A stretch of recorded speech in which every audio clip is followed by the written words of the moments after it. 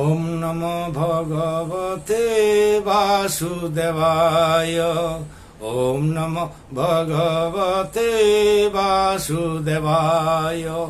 শ্রীমদ্ ভগবদ গীতা দ্বিতীয় অধ্যায় সাংখ্য যোগ। অর্জুন উবাচ। সঞ্জয় বললেন, শ্রী মধুসূদন সেই কৃপাবিষ্ট সজল নয়ন বিষণ্ণ অর্জুনকে বললেন। শ্রী ভগবান বললেন, হে অর্জুন, এই সংকটকালে আর্য চরিত্র বিরোধী অনার্য চরিত্র অজ্ঞাতিখর ও স্বর্গের প্রতিবন্ধক স্বরূপ এই মোহ তোমার কোথা হইতে আসিল? হে অর্জুন, কাতরতা ত্যাগ কর, ইহা তোমার উপযুক্ত নহে। এই পরন্তপ, এই ক্ষুদ্র হৃদয় দুর্বল্য ত্যাগ করিয়া উঠ। ওম নমো ভগবতে বাসুদেবায়। অর্জুন বললেন, হে মধুসূদন, কি প্রকারে আমি পূজনীয় ভীষ্ম ও দ্রোণের সহিত বাণ দ্বারা যুদ্ধ করিব? মহানুভব গুরুজন বধ না করিয়া ভিক্ষায় ভোজন ভালো, কিন্তু ইহাদের বধ করলে উহাদের রক্তমাখা রাজসূর্য ভোগ করিতে হইবে। যুদ্ধে আমরা জয়লাভ করি বা উহাদের দ্বারা পরাজিত হই, ইহার কোনটি মঙ্গলময় তাহা বুঝি না। যেহেতু যাহাদের বধ করিয়া বাঁচিতে চাহি না, সেই ধৃত রাষ্ট্রের পুত্রগণই আমার সম্মুখে দণ্ডায়মান। চিত্তদৈন্য জ্ঞাতি নাশ পাপে আমি ভীতু। প্রকৃত ধর্ম বিষয়ে চিত্ত চঞ্চল যাহা শ্রেয় এবং নিশ্চিত, ঠিক করিয়া বলো।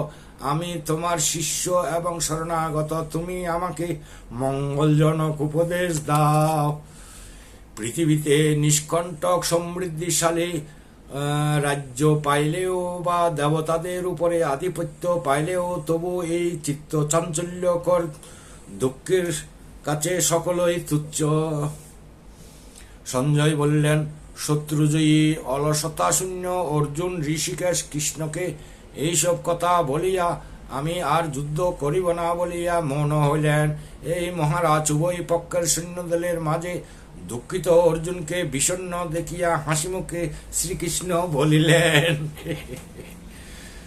শ্রী ভগবান বললেন, যাহা শোকের অযোগ্য সেই বিষয়ে অনুশোচনা করিয়া পণ্ডিতের মতো কথা বলিতেছ কেন? জ্ঞানী পণ্ডিতগণ জীবিত বা মৃত কাহারও জন্য কখনো শোক করেন না। এই রাজাগণ, তুমি আমি যে আগে ছিলাম না তাহা নহে, আবার পরেও যে থাকিব না তাহাও নহে। যেমন সবার জীবনই বাল্য, যৌবন, বার্ধক্য তিনটি অবস্থা দেখা যায়, তেমনি মৃত্যু একটি অবস্থা বিশেষ। ইহাতে পণ্ডিতগণ বিচলিত হন না।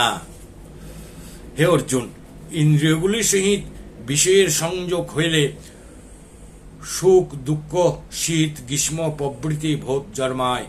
সেই জন্য এইসব অনিত্য বিষয়কে তুচ্ছ ভাবিয়া সহ্য করাই উচিত। হে পুরুষ শ্রেষ্ঠ, জ্ঞানী ব্যক্তি সুখ এবং দুঃখকে সমান ভাবেন। যে ধীর ব্যক্তিকে ইন্দ্রিয়গণ পীড়া দিতে পারে না, তিনিই মোক্ষ লাভ করেন। অনিত্য বস্তু অস্তিত্বহীন, নিত্য বস্তু বিনাশ নাই। তত্ত্বদর্শীগণ অনিত্য ও নিত্যের তত্ত্ব নির্ণয় করিয়াছেন। যিনি বিশ্বব্যাপী বিরাজিত আছেন, যাহাকে অবিনাশী বলিয়া জানিবে, সেই অব্যয়স্বরূপ আত্মাকে কেহই বিনাশ করিতে পারে না। পণ্ডিতগণ বলেন, এই আত্মা নিত্য বস্তু ভোগাদিরহিত এবং পরিণাম শূন্য। আত্মা অবিনশ্বর, কিন্তু দেহ বিনাশশীল। অতএব হে অর্জুন, যুদ্ধ কর। যিনি আত্মাকে হত বা যিনি হন্তা মনে করেন, তাহারা উভয়ই কিছুই জানে না। কারণ আত্মা কাহাকেও বধ করে না এবং কাহারও দ্বারা হত হন না। আত্মার জন্ম মৃত্যু নাই এবং বারবার জন্মিয়া তার বৃদ্ধি হয় না। ইহার ক্ষয় ক্ষতি বলিয়া কিছু নাই। ইহা অজ, নিত্য, শাশ্বত ও চির পুরাতন। দেহ হত হইলেও দেহধারী আত্মা হত হয় না।